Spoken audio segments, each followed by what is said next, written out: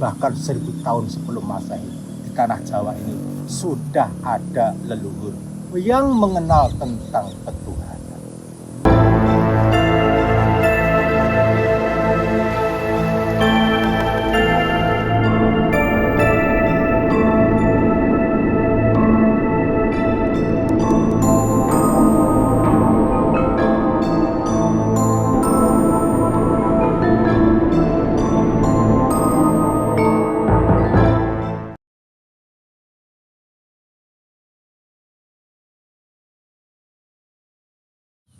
Bah, Ya, tadi saya ke Saung Gunung Langit. ke Saung Gunung Langit. Nah, kata orang-orang sekitar situ Mbak hari ini nggak datang.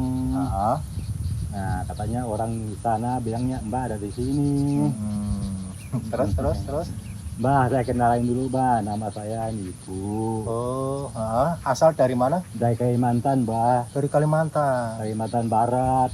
Oh. Jauh-jauh kemari. Iya Mbak. Ada perlu apa ini? Oh iya Mbak, gini Mbak, kadang saya kan lihat di Instagram, di TikTok, di YouTube, saya tertarik dengan ajaran di tanah Jawa Mbak. Oh, Nah, tentang apa ini tertariknya? saya tertariknya tentang leluhurnya Mbak. Leluhurnya kan kadang ada yang mohon maaf Mbak, saya ngomongnya agak kaku Mbak. Nggak apa-apa, santai aja. Nggak usah grogi, Grogi, Mbak. Sama aja, kita itu sama ya kedudukannya ya. Iya, Saya Mbak. manusia, Koniku manusia, saya juga manusia, nggak ada bedanya. Ya, Iya. santai aja. Iya, Coba, iya, Mbak. apa yang mau disampaikan coba? Saya mau lebih tahu dari dalam Mbak tentang ini ketuhanan Mbak. Tentang ketuhanan. Mbak. Ketuhanan yang bagaimana? Ketuhanan yang tadinya sebelum ada ketuhanan masuk diajarin di awal seperti apa Mbak. Coba Mbak keterangin seperti apa Mbak. Saya ingin lebih tahu dari dalam Mbak. Maaf ngomong agak kaku Mbak. Nggak apa-apa. Tapi intinya Simbah paham kok. Iya. Mungkin yang tadi namanya siapa? Niku Mbak. Oh, Iya. Niku. Iya, Niku. Mungkin tadi yang Bapak Niku tanyakan tentang ajaran leluhur Jawa, yaitu tentang ketuhanan Iya, maksudnya. ketuhanan Mbak. Oh. Iya. Ajarannya seperti apa gitu. Iya Mbak. Sebenarnya begini ya. Tentang ketuhanan itu dimanapun tempat itu sama saja. Baik itu di Jawa, di Kalimantan, di Sumatera, di mancanegara manapun sama saja kalau tentang ketuhanan.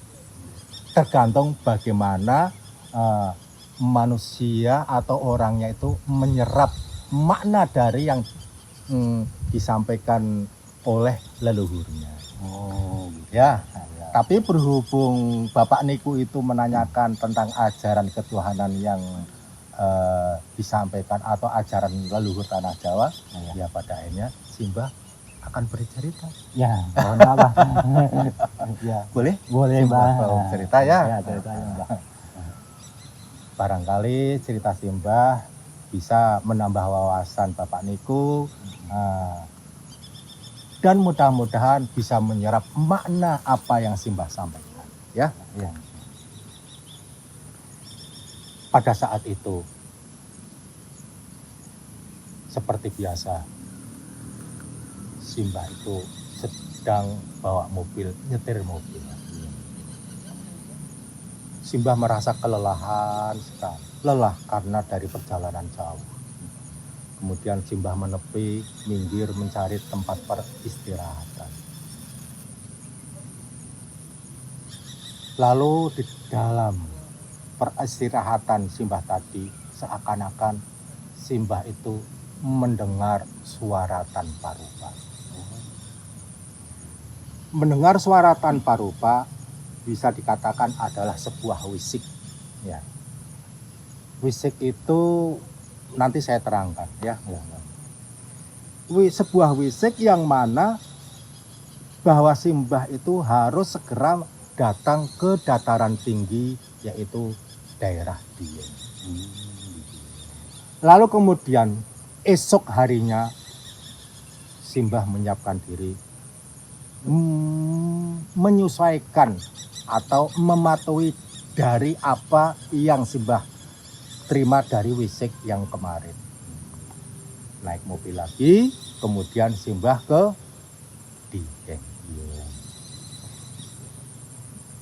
Di situ, ketika sudah sampai di Dieng, Simbah itu seakan-akan dituntun oleh nggak tahu ya.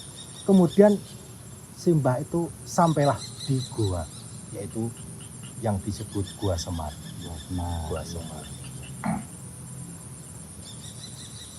Di situ seperti biasa Simbah berdiam diri, mencari ketenangan.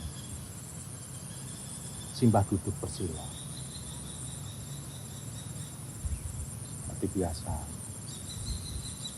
Setelah bersila, berusaha untuk melepas dari keramaian-keramaian duniawi, pikiran-pikiran berusaha Simbah lepaskan semua. Hanya satu titik, yaitu merasakan keluar masuknya nafas. Di situ pelan dan perlahan Simbah merasakan nafas. Lalu seakan-akan Simbah itu tidak merasakan tentang raganya Simbah. Hanya nafas yang terasa. Entah, tiba-tiba saja Simbah melihat sebuah kejadian yang mana ada orang banyak sekali berpakaian prajurit berlari-lari. Lari mengiringi seseorang yang naik gajah. Simbah yakin bahwa yang naik gajah itu adalah seorang raja. Lalu semua penduduk setempat itu semuanya sujud tatkala raja tadi atau segerombolan prajurit tadi itu melewati. Semuanya sujud. Karena apa? Bagi siapa yang tidak sujud, maka dia akan mendapat siksa.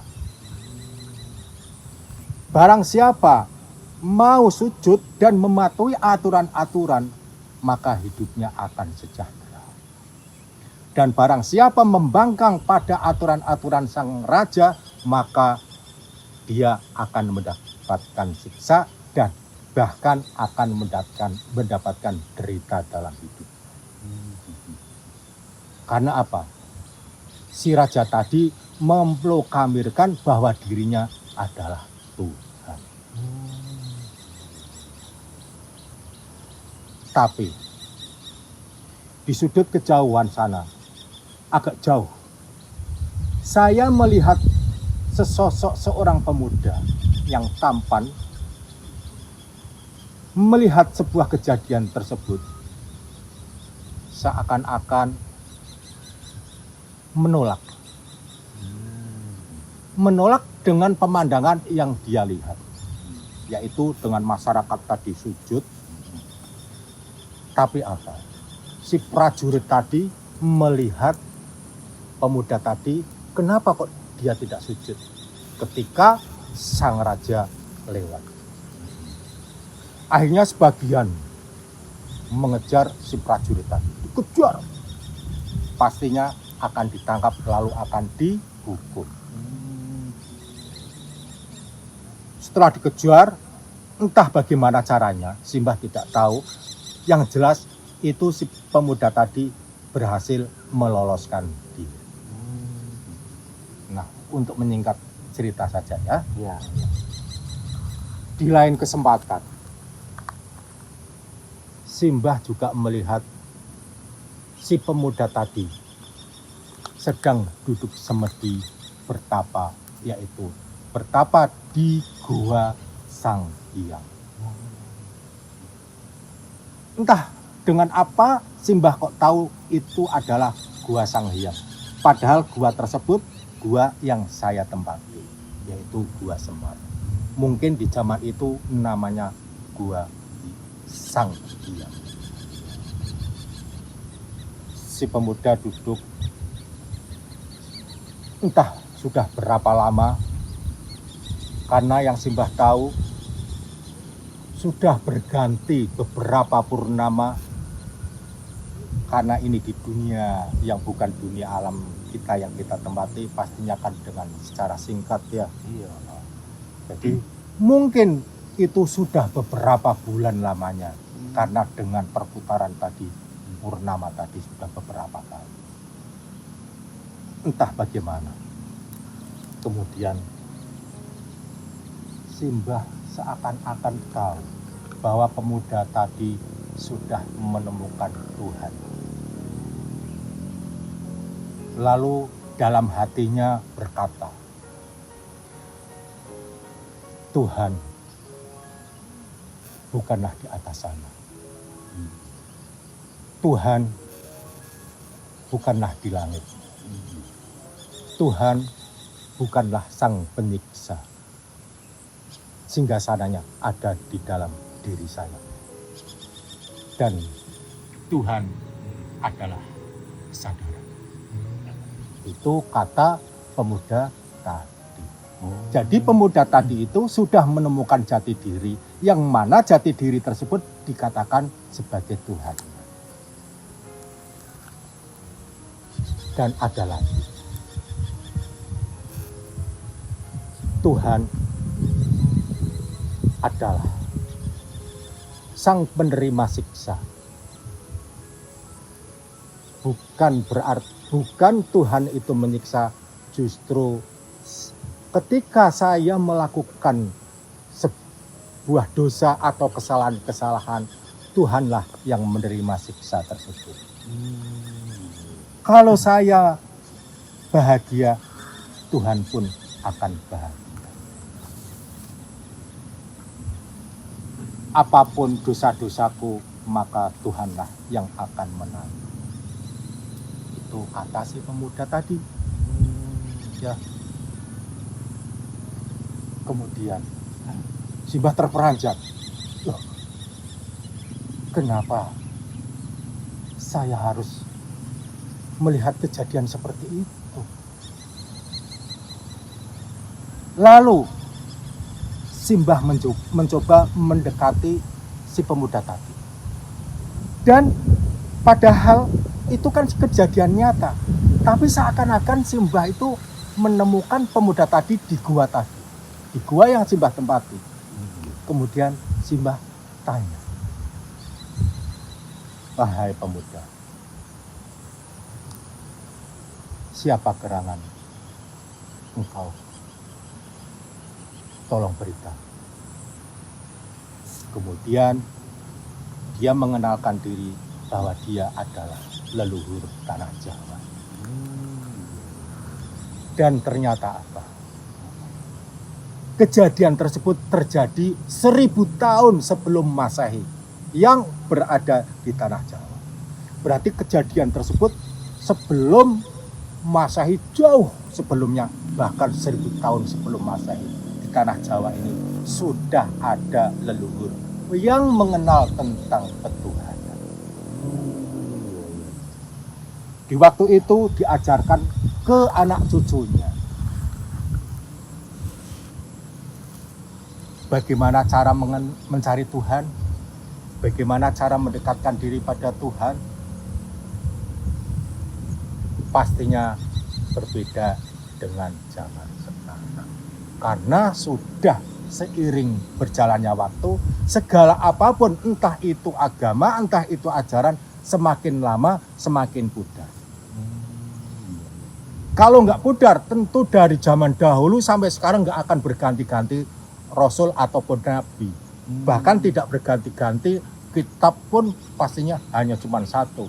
Makanya ada sebuah agama yang mengatakan bahwa jumlah Nabi itu tak terhitung, saking banyaknya.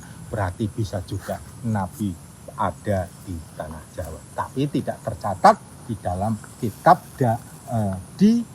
keyakinan orang tertentu, yaitu agama yang enggak mau Simbah sampaikan. Oh iya, paham.